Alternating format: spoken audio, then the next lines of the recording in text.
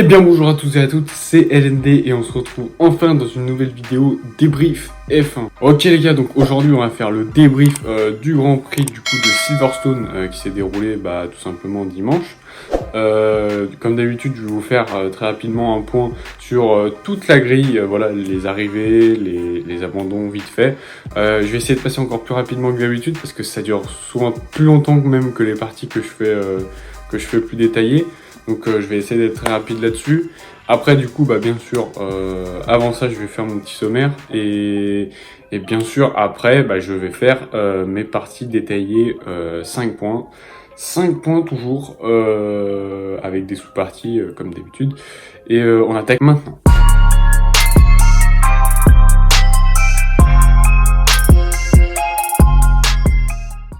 Donc voilà, on passe au sommaire tout de suite. Première partie, on va parler de cette fin de course qui était totalement mythique et totalement épique. Première sous-partie, à qui la faute? Est-ce que c'était les équipes ou les pneus Pirelli? Deuxième partie, on va parler de la masterclass et en même temps de la disaster class Mercedes. Première sous-partie, tout se passait pour le mieux.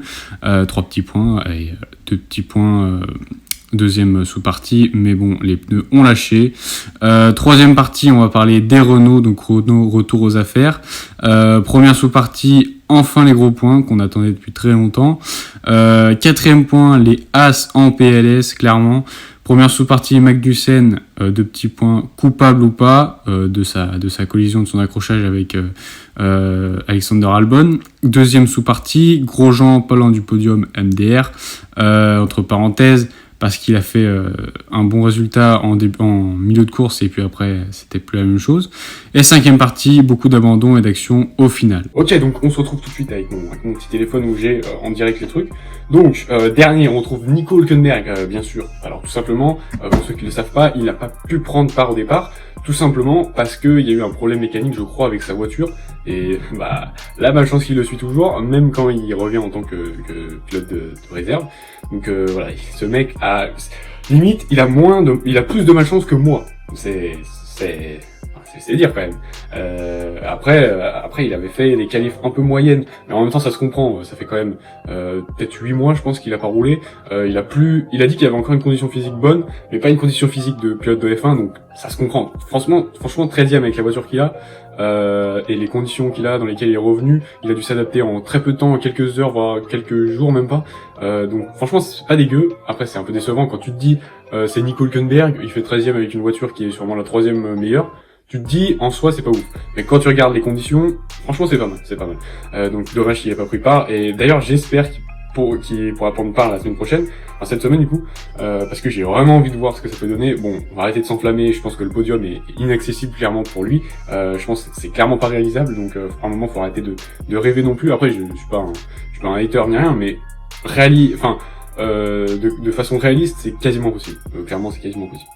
19e, on retrouve Kevin Magnussen, tout simplement puisqu'il a abandonné, entre guillemets à cause de Alexander Albon. On va reparler un peu plus en détail tout à l'heure dans mes parties, donc je vais pas trop revenir dessus. Bon il a rien fait du coup. Juste, il y a un point à souligner, il avait fait un second départ. Comme d'habitude, il a régalé au niveau du départ. Alors je l'avais pas surveillé au début, mais vu qu'il y a eu l'accident, je me suis dit, attends, le mec est parti 16e, oui si je me trompe pas, il est parti 16e, il était devant Albon, donc ça veut dire qu'il était logiquement 11e. Donc ça veut dire qu'au départ il avait pris 5 places déjà. Donc franchement il était déjà pas loin des points. Alors je sais pas s'il il aurait pu tenir cette place. Et surtout en vue de la stratégie que As a fait à Grosjean. Peut-être, parce que Grosjean était très loin de base, donc peut-être que Magnussen aurait pu faire quelque chose de mieux. Mais là du coup on n'a pas pu le voir. J'espère qu'ils vont faire un bon résultat au prochain week-end. Moi je tente le pari, on en reviendra dans les pronostics, mais je tente le pari de dire que la semaine prochaine As y mettent au moins un point. Enfin, ils sont dans les points. 18e, pas terminé 4 non plus. Il est aussi DNF, tout simplement, puisque... Alors je pensais qu'à la base il avait pris le vibreur et il était parti en tête avec le direct, mais déjà le vibreur je pense pas qu'il puisse faire ça. Ça peut pas faire une réaction comme ça je pense. Mais apparemment du coup c'est une crevaison, donc c'est plutôt dommage. Surtout que lui c'était pas comme les autres, on va en revenir après. C'était pas comme les autres qui ont crevé en fin de course, c'était vraiment je pense au 20e tour, un truc comme ça, donc c'était pas vraiment avancé. Il avait des médiums si je me trompe pas, donc voilà, il y avait pas vraiment de raison de crever, donc je vois pas pourquoi il aurait crevé, mais donc de toute façon il était pas dans une course ouf, folle quoi, donc Je sais pas s'il aurait pu faire quelque chose, mais en tout cas, voilà, il est DNF aussi. Donc voilà, ça, c'était les 3 abandons. Maintenant, on passe aux gens qui ont terminé la course. Donc, 17e, Kimi Raikkonen.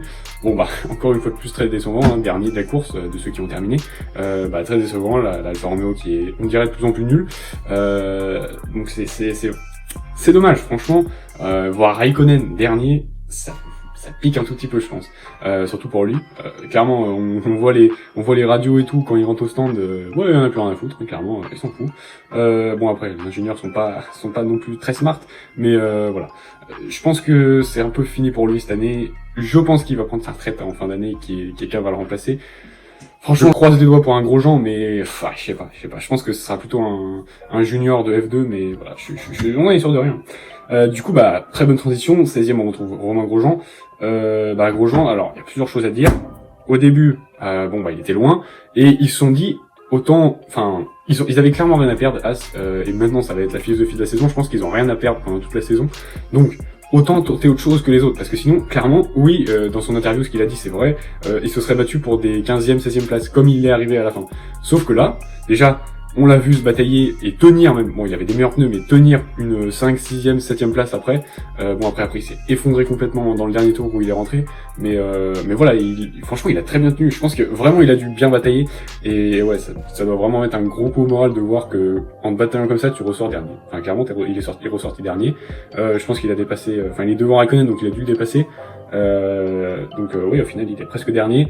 Et franchement, je pense juste à cause de l'arrêt au stand qui était un peu long. Je sais pas ce qu'ils ont fait. Déjà, j'avais très peur parce que j'ai vu, ils ont mis du temps pour, je crois que c'était la roue arrière. Je me suis dit, ça y est, ils refont comme à Melbourne. Le pneu, il est pas attaché. Il recommence et tout. Au final, non. La roue, elle s'est pas barrée. Étonnamment, elle s'est pas barrée. Mais voilà, c'était pas bon. Bon, de toute façon, je pense qu'il aurait pas pu espérer les points, mais genre, peut-être 14e, 13e place, peut-être. Moi, je dis peut-être. Après, il y avait Sainz qui est parti, on en reparlera après. 15e, du coup, on retrouve Nicolas Latifi.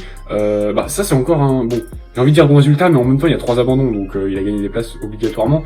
Le plus gros surprise, c'est Otto Williams, on en parle juste après, du coup, vu qu'il est pas bien plus haut. Mais franchement, cette course, j'ai pas beaucoup regardé les Williams, parce qu'il y a eu surtout une attention dans le milieu de peloton pour Grosjean, Ricciardo, tout ça. Et on n'a pas vu les hauts, on n'a pas vu Leclerc, on n'a pas vu quasiment Verstappen, on n'a quasiment pas vu les Mercedes. Et on a vu quasiment que ce midfield un peu, avec aussi un peu de Vettel, Gasly qui se sont battus. Et du coup, les Williams, et même dans ces eaux-là, hors du top 10, on les a quasiment pas vus.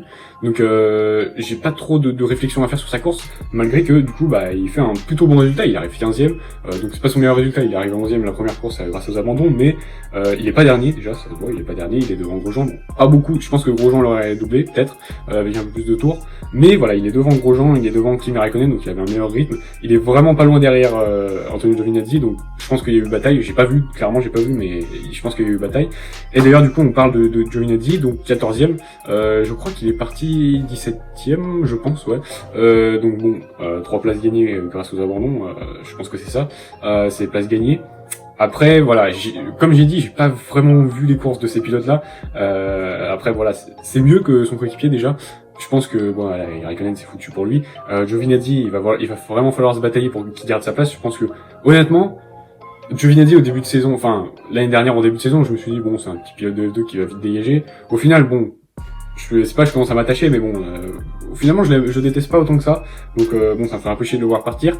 Mais franchement, pour l'avenir de Alfa Romeo, je pense que ça serait mieux de changer le line-up complet et de prendre soit du 109, soit un Hülkenberg ou un Grosjean en plus, qui ait de l'expérience. Parce que, déjà, si tu prends 2 pilotes neufs, ça va être chaud, quoi, parce qu'il y aura pas, déjà que la voiture est mauvaise, ça fait un peu comme Williams, où il y a pas de retour technique bon, il y a pas de pilote expérimenté et tout. Pour l'instant, ça réussit à Williams, ils font de mieux en mieux, mais ça me paraît un peu léger de prendre 2 pilotes de F2 ou 2 jeunes pilotes.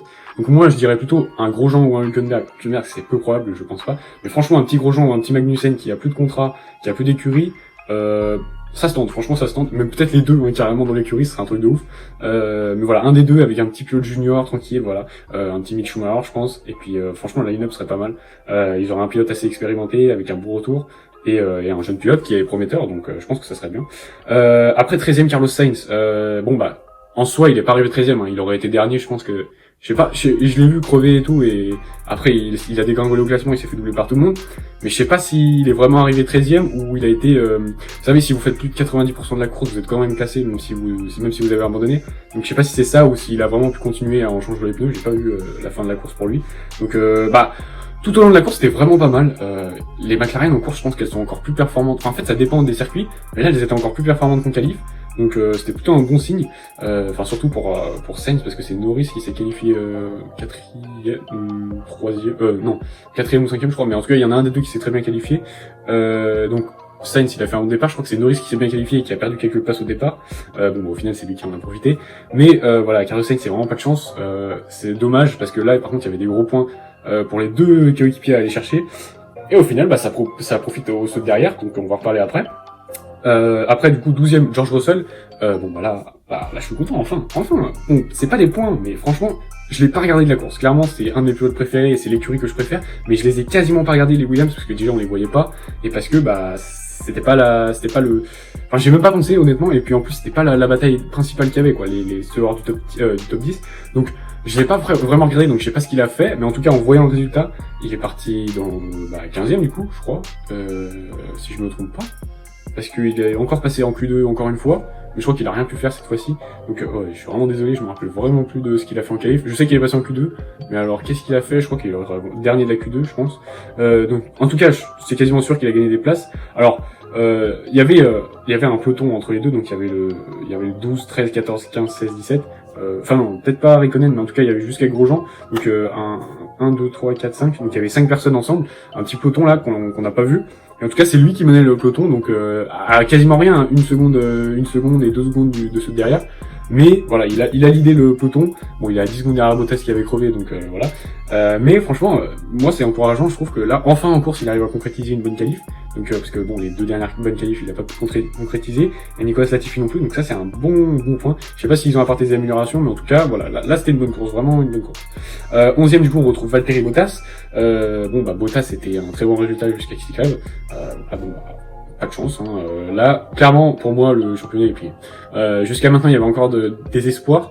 Même en étant deuxième, il y avait encore, il se serait pris 10 points de retard à peu près. Donc il y avait encore de l'espoir. 10 points, franchement, ça pourrait se rattraper avec un petit abandon d'Hamilton, qui aurait pu se produire d'ailleurs si lui il avait pas crevé Bottas, il aurait pu gagner clairement.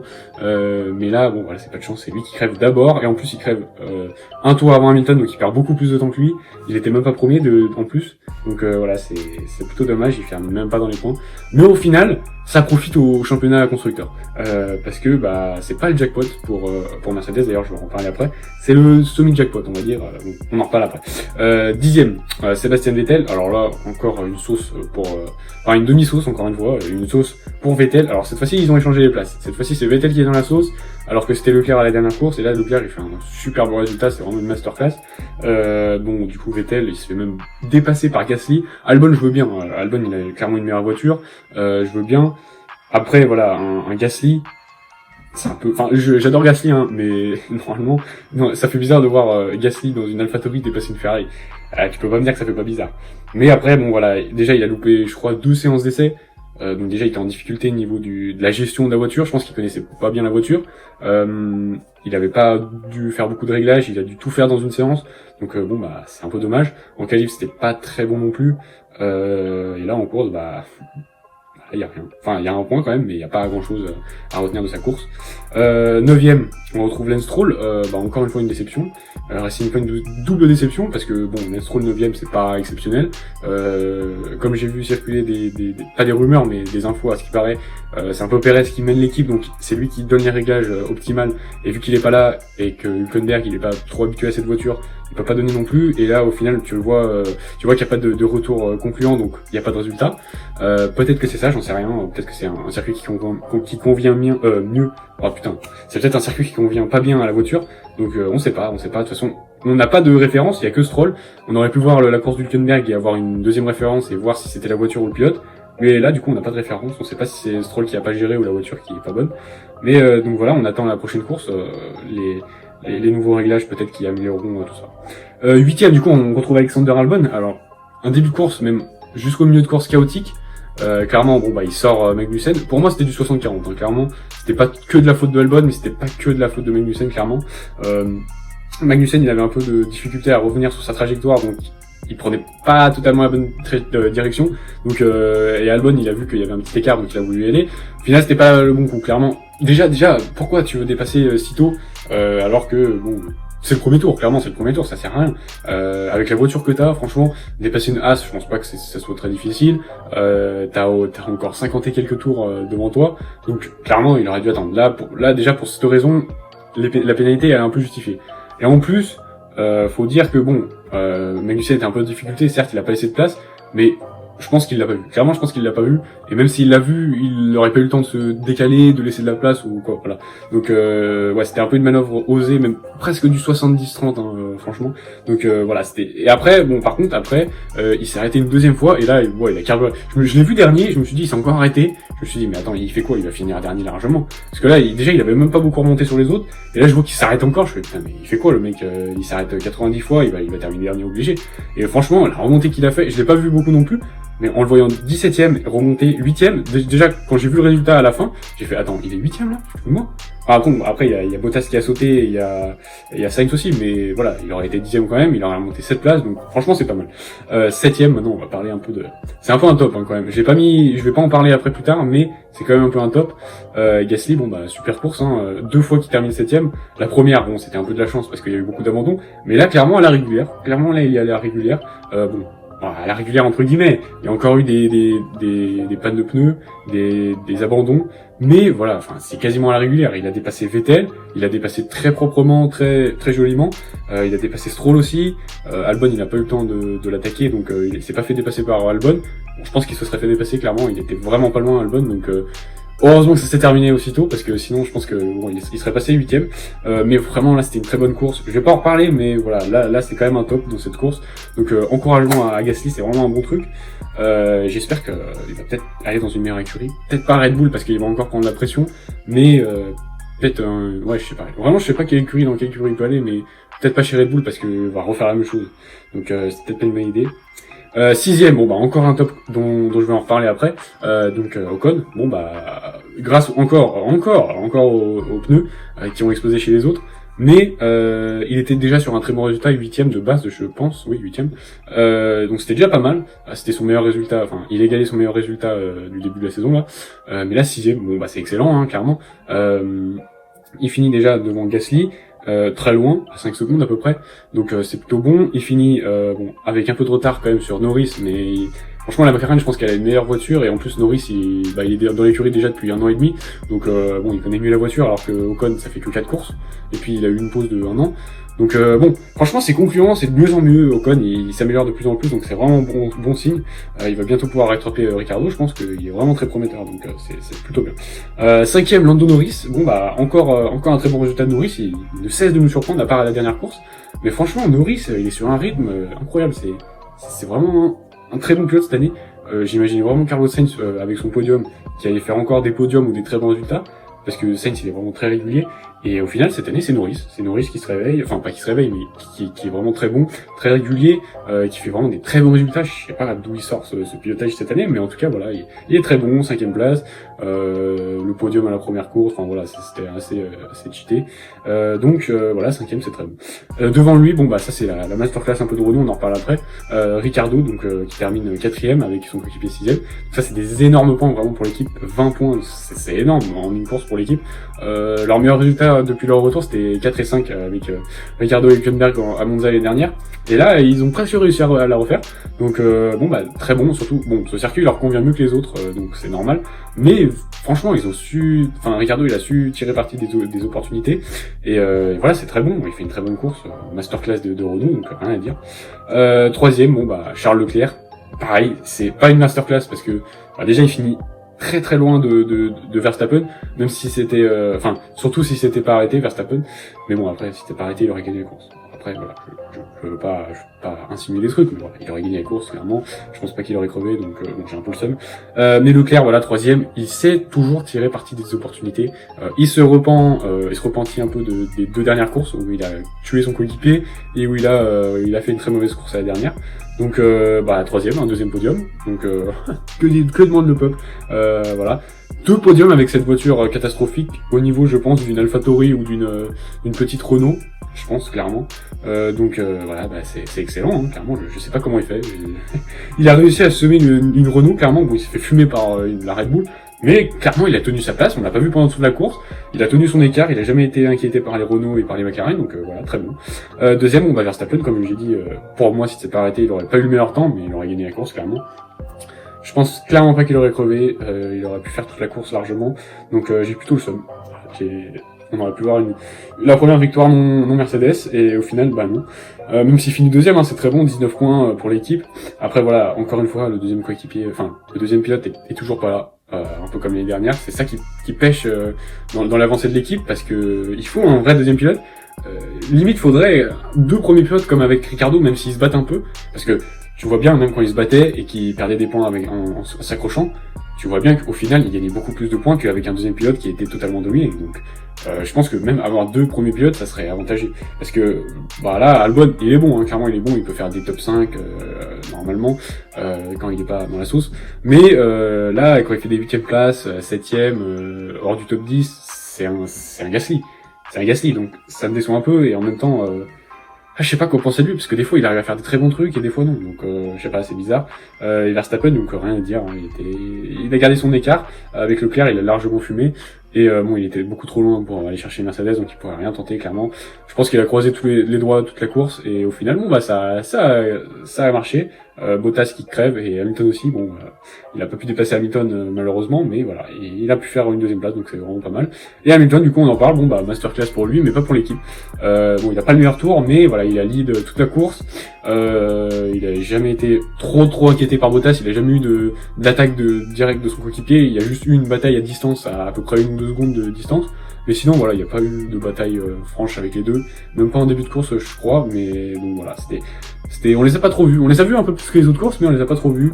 Bon, bah, on espère pas qu'ils fassent enfin, pour eux, ça serait bien qu'ils fassent un doublé encore à la prochaine course, mais bon, j'espère pour le spectacle qu'on aura une autre course de folie, parce que, en tout cas, pour moi, en tout cas, je pense que c'était la meilleure, voire la 2e meilleure course de la saison pour l'instant. Donc à vous de me dire, à vous de juger dans les commentaires, mais pour moi c'était une des meilleures de la saison. Donc maintenant on va passer à mes 5 points plus détaillés sur la course. Donc voilà les gars, on passe sur les 5 points que je voulais aborder. Donc premier point, première grosse partie, une fin de course mythique, voire épique même. Donc première sous-partie, à qui la faute, les écuries, les équipes ou les pneus Pirelli. Alors c'est un peu mitigé, c'est un peu du on va dire 65, 60, 40, 35 pour les écuries, donc c'est plus 60 et quelques et 30 et quelques pour les pneus.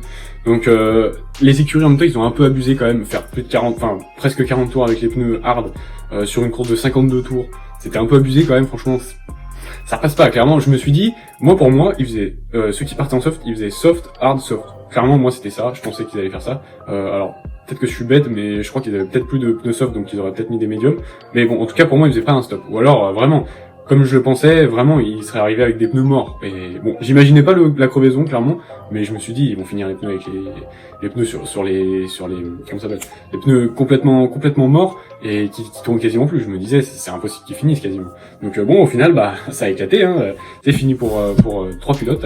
Ah non, Hamilton a réussi quand même à tenir, mais 2 pilotes ont sombré dans le classement, du coup, à cause de ça.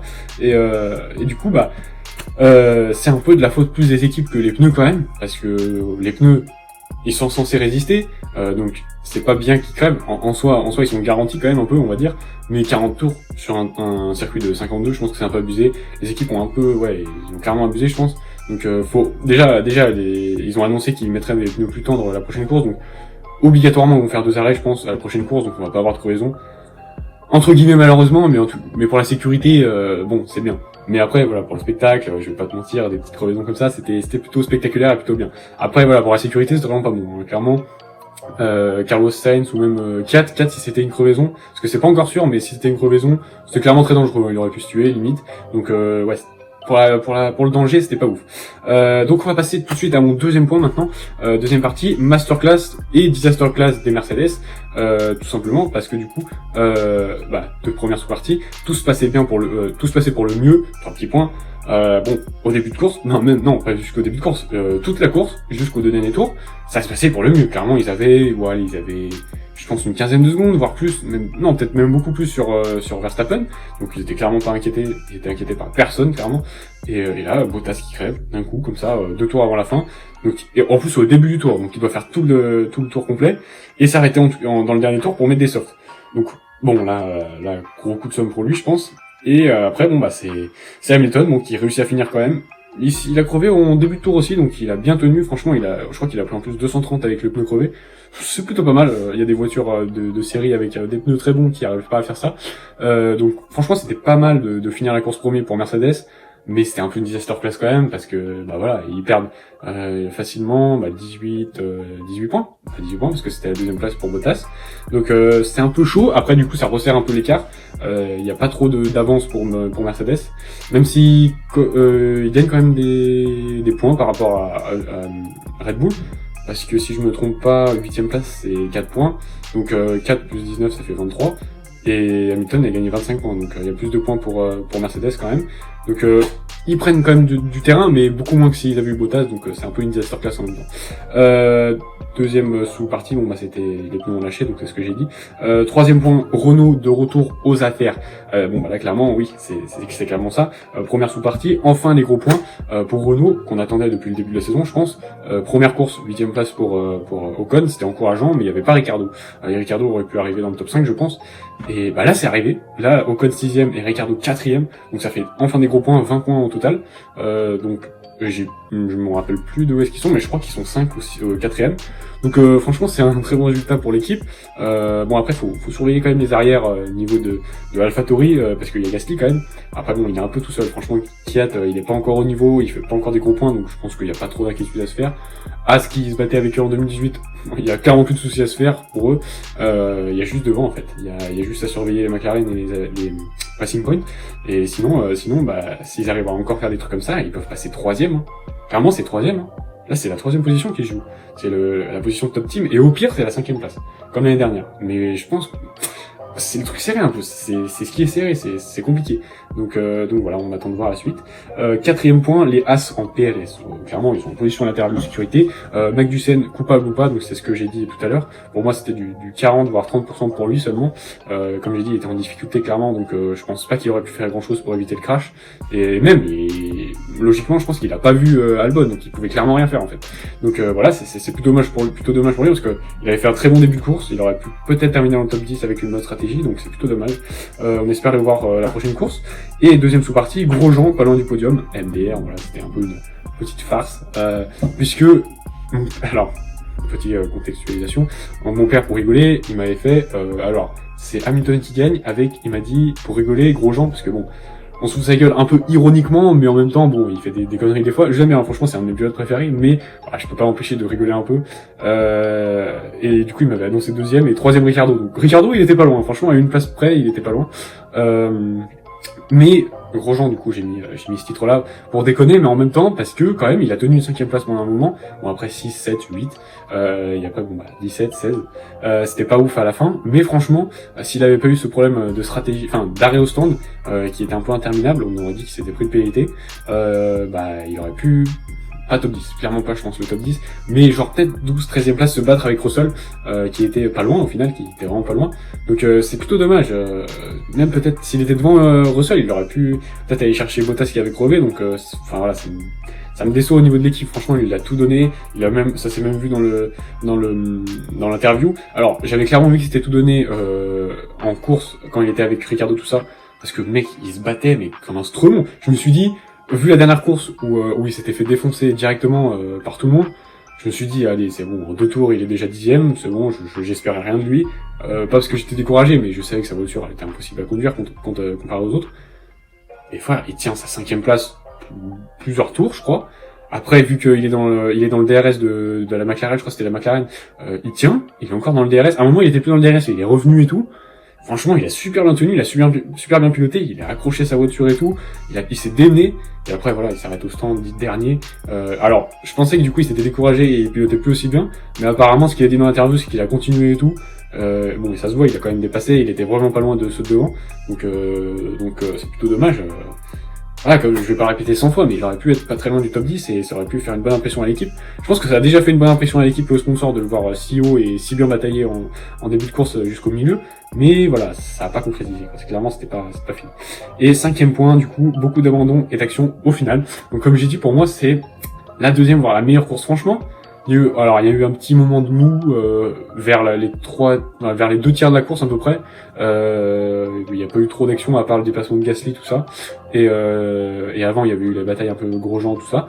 Mais au début, donc c'était 2 safety cars, donc c'était assez mouvementé. Et fin de course, incroyable. Donc franchement, pour moi, c'était une course plutôt pas mal. Elle était assez remplie, même en milieu de course, là où il y a le moins d'action habituellement. Il y avait quand même des trucs, il y avait quand même des actions. Donc pour moi, voilà, c'était une des meilleures courses, une des plus mouvementées de la saison. Et elle peut presque rivaliser. Non, peut-être pas quand même avec un Brésil ou avec un Allemagne de 2019, mais franchement, pas très loin. Donc ce circuit, d'habitude, je l'aime vraiment pas. J'aime pas le tracé, j'aime pas le piloter, moi sur F1 2019 et 2020 même. Mais à voir, franchement, j'avais jamais vu en vrai, j'avais pas vu en direct le Grand Prix l'année dernière, donc j'avais pas pu voir le ressenti. Mais là, franchement, cette année, c'est un bon Grand Prix. Hein. À voir, c'est un très bon Grand Prix. Et pour les pilotes, apparemment, c'est un bon Grand Prix à piloter, donc tout va bien. Je suis content d'avoir une deuxième édition là-dessus, et peut-être une troisième, parce que franchement, à Barcelone, ça me chatouillerait même pas que ça soit annulé, parce que Barcelone, en soi, c'est un tracé enfin pas mythique, j'ai pas envie de dire mythique, mais tu vois, assez fréquenté, il y a les essais hivernaux dessus, tu vois, c'est assez réputé quand même, mais je pense que j'aime pas vraiment, même à voir, il est chiant, donc franchement un petit 3e Silverstone qui serait assez mouvementé, ce serait vraiment un truc de ouf. Donc voilà, maintenant on va finir la vidéo sur mon petit pronostic et mon petit joker, enfin pas mon joker, mais mon petit coup de poker osé, on va dire. Donc mon pronostic de la semaine dernière complètement foireux, hein. Il y avait clairement rien de bon à part Hamilton. Cette semaine, pour ce Grand Prix, alors je mets Hamilton toujours premier, 2e Bottas, je pense que là clairement c'était une petite erreur de stratégie tout ça, mais je pense clairement doubler la semaine prochaine, 3e Verstappen du coup toujours, 4e Albon, alors je pense clairement qu'il va cravacher pour rattraper son coéquipier, et 5e, en fait ça dépend, si Perez y revient je le mets 5e. S'il est pas là, je peux mettre un petit Norris. Je mets un petit Norris 5e. Après, mon petit coup de poker, ça va être les As, enfin au moins une des As, en tout cas un point pour les As. Une As au moins dans les points. Voilà, c'est mon petit coup de poker. Je vais pas mettre les Williams dans les points cette course. Ça se trouve, je me prends un karma, il va y avoir Williams dans les points. Alors, ça ne va pas pour me déplaire, hein. Clairement, ça me ferait vraiment chaud au cœur de les voir enfin dans les points. Mais, ouais, je sais pas. Je me mise sur As. Je vois qu'ils ont pu avoir un bon rythme avec des médiums en course à cette course-là, tout simplement.